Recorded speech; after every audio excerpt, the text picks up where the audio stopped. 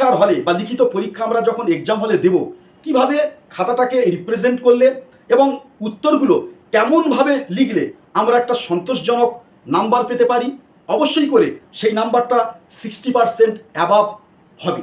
একটা কথার বলা যে আপনার যে পরীক্ষার ক্ষেত্রে একটি নির্দিষ্ট সময়ের বাউন্ড দেওয়া হয়েছে, ওই সময়ের মধ্যে পুরো প্রশ্নের উত্তর কিন্তু আপনাকে কভার আপ করতে হবে।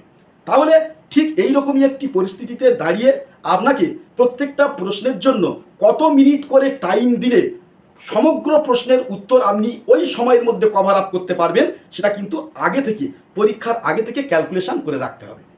দ্বিতীয় যে বিষয়টা আসি, সেটা হলো যে আপনার পরীক্ষা সেন্টারে আপনি পৌঁছে গেলেন, প্রশ্নপত্র পেলেন, আপনাকে টোটাল 6টা প্রশ্ন লিখতে হবে বা 8টা প্রশ্ন লিখতে হবে।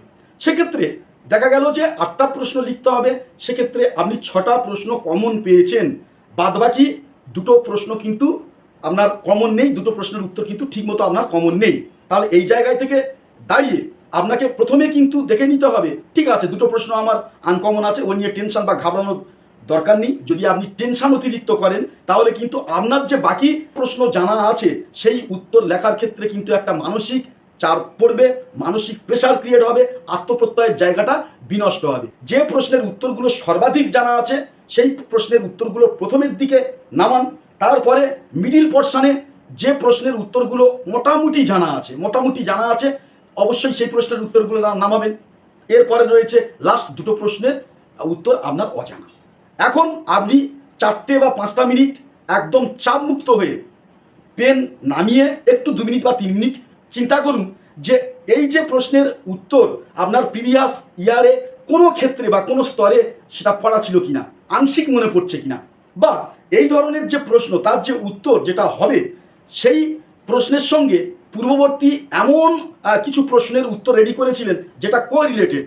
যেমন একটা উদাহরণ দিচ্ছি, যে মনে করুন যে আপনি কোল বিদ্রোহ পড়ে গেছেন, কিন্তু পড়ে গেছে সাঁওতাল বিদ্রোহ। ঠিক আছে, এই সাঁওতাল বিদ্রোহটা কোথায় পড়েছে? গ্র্যাজুয়েশন বা মাস্টার ডিগ্রি স্তরে। কিন্তু এই সাঁওতাল বিদ্রোহের উত্তরটা এই মুহূর্তে আপনার জানা নেই, আবার কোল বিদ্রোহের উত্তরটা কিন্তু আপনার এই মুহূর্তে জানা আছে। ফলে সাঁওতাল বিদ্রোহটা যেটা পড়েছিলেন পূর্ববর্তী কোনো স্তরে সেটা একটু মনে করার চেষ্টা করুন, আর কোল বিদ্রোহ যেটা পড়েছেন সেটা সাঁওতাল বিদ্রোহের সঙ্গে কোরিলেটেড। ফলে একটু ভাবনা চিন্তা যদি আপনি করেন, পূর্ববর্তী অভিজ্ঞতার সঙ্গে সংযোগ রেখে বর্তমানে যেটা পড়াশোনা করেছেন তার সঙ্গে যে প্রশ্নটা আছে সে জায়গার মধ্যে একটা কোরিলেশন আছে কিনা সেটা অনুধাবন করে সেই রকম একটা পারসেপশানে বা কনসেপ্টের উপর ভিত্তি করে সামগ্রিক বিষয়টাকে নামানোর চেষ্টা করুন। তাহলে হতে পারে 50% নাম্বার 2টো প্রশ্নের টোটাল হচ্ছে 16 মার্কের মধ্যে আপনি 8 পেয়ে যেতে পারেন। তো এটাই আমার বলার বিষয়, কোনোভাবে কিন্তু কোনো ক্ষেত্রেই প্রশ্নের উত্তর ছাড়া যাবে না। এখানেও কিন্তু আরেকটা প্রশ্ন চিহ্ন, যে আপনি সমস্ত উত্তর লিখলেন তাহলে কি 60% নাম্বার পাবেন? না। আপনাদেরকে জানিয়ে রাখি, উত্তর লেখার ক্ষেত্রে কিন্তু একটা প্রকৌশল দিক আছে। আপনি প্রচণ্ড ভালো পড়াশোনা করেছেন, প্রচণ্ড মুখস্থ করেছেন, কিন্তু পরীক্ষার হলে কিন্তু প্রপারলি উত্তর নামাতে পারছেন না। এবারে জানিয়ে রাখি, উত্তর লেখার ক্ষেত্রে কিন্তু একটা ধরন আছে। কত মার্কের প্রশ্নের জন্য কতটা লিখতে হবে সেই বেসিক কনসেপ্টটা আপনাকে কিন্তু ক্লিয়ার করে রাখতে হবে আগে থেকে। এবারে যে নোটটা লিখবেন তার কিন্তু পার্ট অনেকগুলো হবে। একটা হচ্ছে ভূমিকা পার্ট থাকবে, একটা হচ্ছে বডি পার্ট থাকবে, একটা হচ্ছে উপসংহার পার্ট থাকবে। ভূমিকাটা এমন হবে যে ভূমিকার মাধ্যমে আপনি উপস্থাপন করতে চলেছেন যে আপনি পরবর্তী স্তরে কি লিখতে চলেছেন। আর বডি পার্টে একাধিক পয়েন্ট থাকবে সাপোর্টিং ডকুমেন্ট হিসাবে, মানে যে উত্তরটা লিখছেন সেই উত্তরটা পয়েন্ট আকারে আপনি উত্তরটাকে প্রেজেন্ট করবেন। আর উপসংহারে যেখানে থাকবে আপনার ব্যক্তিগত মতামত কি, বা ঐতিহাসিকেরা এই ঘটনার পরিপ্রেক্ষিতে কি মন্তব্য প্রদর্শন করেছেন, এবং লাস্টে সমগ্র বিষয়টাকে অতি সংক্ষিপ্তভাবে কনক্লুশন আকারে উপসংহারে রিপ্রেজেন্ট হবে। ফলে বুঝতেই পাচ্ছেন। আর আরেকটা কথা হচ্ছে, ভূমিকা এবং উপসংহারের মধ্যে আপনার কিন্তু উত্তরের কিন্তু ছাপ রয়ে যাবে। ভূমিকাটা যদি সুন্দরভাবে প্রেজেন্ট করতে পারেন তাহলে কিন্তু শিক্ষক বুঝে যাবে যে নোটের ভিতরে কোন কোন বিষয়বস্তুগুলো থাকতে চলেছে। একটা উদাহরণ দিই, প্রত্যেকটা ক্ষেত্রে মানে ইতিহাস, ভূগোল, জীবনবিজ্ঞান, পদার্থবিজ্ঞান, সোশিওলজি, যে কোনো সাবজেক্টের ক্ষেত্রে কিন্তু লেখার ক্ষেত্রে ভূমিকাটা কিন্তু অত্যন্ত গুরুত্বপূর্ণ। আমি ইতিহাসের ক্ষেত্রে একটা বলি, যেমন একটা অশোকের পাঠের কথা বলি, যে অশোক কেন তিনি বৌদ্ধ ধর্ম গ্রহণ করেছিলেন এবং অশোকের ধর্মনীতি আলোচনা করুন। তো এক্ষেত্রে ভূমিকাটা যেটা হওয়া উচিত সেই ভূমিকাটা আমি একটু বলি। কবিগুরু রবীন্দ্রনাথ ঠাকুর বলেছিলেন, হে ভারত, নৃপতিরে শিখায়ছ তুমি, তেজিতে মুকুটদণ্ড, ধরিতে দরিদ্র বেশ। ভারতের এই চিরন্তন সুমহান শাশ্বত রাজতান্ত্রিক আদর্শের মূর্ত প্রতীক হলেন অশোক। অশোকের মধ্যে বিরাট সামরিক বিজয়ের সঙ্গে সুমহান বিশ্বশান্তি, সুমহান রাজকর্তব্যের সঙ্গে সুমহান মানবতাবোধের, ইহলৌকিক কল্যাণ কামনার সঙ্গে পারলৌকিক উন্নয়নের, স্বধর্মানুরাগের সঙ্গে পরধর্মানুসহিষ্ণুতার এক গভীর মেলবন্ধন ঘটেছিল। অশোক রাজা ঋষি, ভারতবর্ষ এমন রাজঋষিকে বক্ষে ধারণ করে গৌরবান্বিত।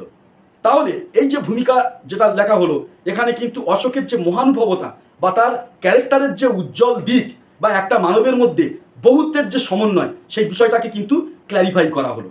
ফলে এই ভূমিকাটা যদি কোনো শিক্ষক দেখেন, তাহলে কিন্তু একেবারে প্রথমে তার মনে যে পজিটিভ ইমপ্রেশন তৈরি হবে, সেই জায়গায় থেকে তার কিন্তু নাম্বার দেওয়ার হাত অবশ্যই খুলে যাবে। এবারে অনেক ছাত্রছাত্রী প্রশ্ন করছেন যে স্যার, প্যারা চেঞ্জ করে লিখবো না সাইড পয়েন্ট দিয়ে লিখবো? দেখুন, একটা সময়ে কিন্তু প্যারা চেঞ্জ করে লিখতে হতো, সেই জমানাটা ছিল অন্য জমানা। সেটা হচ্ছে কোনো কলেজের অনার্স কোর্স হতে পারে বা ইউনিভার্সিটির মাস্টার্স কোর্স হতে পারে। সেক্ষেত্রে 15 মার্ক, 18 মার্ক, 20 মার্কের উত্তর ছিল প্যারা চেঞ্জ করে করে করে করে লেখার পর লেখা লিখে যেতে হতো। আর শিক্ষকরা খাতা দেখে যেতেন, দাগ মেরে মেরে যেতেন, একটা গ রেজাল্ট চলে আসতো। সিস্টেম কিন্তু পরিবর্তন হয়েছে, এখন সিবিসিএস পদ্ধতি চলে এসছে, মাস্টার ডিগ্রির পাঠ্যক্রমের পরিবর্তন হয়েছে। এই জায়গায় থেকে একদিকে যেমন ছাত্র সংখ্যা বিপুল পরিমাণে বৃদ্ধি পেয়েছে, তেমনি শিক্ষকের মূল্যায়নের ক্ষেত্রে সীমিত সময় কিন্তু বাউন্ড করা হয়েছে। ঠিক এই জায়গায় থেকে দাঁড়িয়ে টিচার যত দ্রুত খাতা দেখতে পারবেন, যত দ্রুত আপনাকে মূল্যায়ন করতে পারবেন, এবং সেই মূল্যায়নের ক্ষেত্রে যদি সময়ের পরিসর আপনি কমিয়ে দিতে পারেন, কিন্তু সেলফ স্যাটিসফ্যাকশনের জায়গা হবে শিক্ষকদের মধ্যে। ফলে পয়েন্ট ধরে ধরে যদি আপনি উত্তর লেখেন, ভূমিকাটা একটা পয়েন্ট দিলেন, তার মধ্যে কি লিখতে চাচ্ছেন এবং পরবর্তী নোটের মধ্যে কি কি বিষয় উপস্থাপিত হতে পারে তার একটা কনসেপ্ট দিলেন, প্রত্যেকটা পয়েন্টের মধ্যে কি বিষয়বস্তু আছে সেটা যদি আপনারা পয়েন্ট আকারে লিখতে পারেন, 2, 3, 4টে পয়েন্ট দেখার পর শিক্ষকের মধ্যে বেসিক জায়গা তৈরি হবে যে পরবর্তী পয়েন্টে তো একই অনুরূপ বিষয় আছে, যে ছাত্র যেভাবে প্রথমের দিকে ক্ল্যারিফাই করেছে, আশা করা যায় পরবর্তী পয়েন্টের উত্তরগুলো একইভাবে ক্ল্যারিফাই করেছেন। ফলে শিক্ষকের সময় কমে গেল, একটা ভালো পর্যাপ্ত নাম্বার দিয়ে দিল, ফলে আপনার টোটালি কিন্তু নাম্বারের একটা ভালো নাম্বারের জায়গা কিন্তু তৈরি হলো। তো আজকের এই ভিডিওটি কেমন লেগেছে অবশ্যই মতামত দিয়ে জানাবেন। পরবর্তী আরও এই ধরনের গুরুত্বপূর্ণ ভিডিও পেতে আমাদের চ্যানেলে নতুন হলে অবশ্যই করে আমাদের চ্যানেলটি এই মুহূর্তে সাবস্ক্রাইব করে রাখবেন।